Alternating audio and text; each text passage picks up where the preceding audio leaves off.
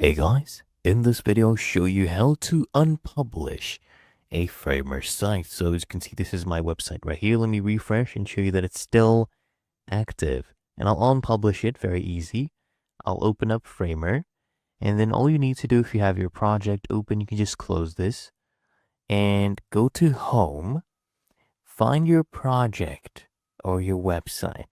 And here you'll see these three dots at the bottom right. Click on this for more options and then click on Open Settings. Now here under the settings, you'll go ahead and see, once you scroll down, this section that says a danger zone.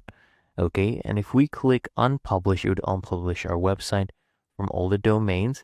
So click on that and they'll give you this pop-up and with this warning that visitors will not be able to access this URL. So click on unpublish and there you go. It has been unpublished. If I go here and refresh it, as you can see, it says site not found, and it's really that easy and simple.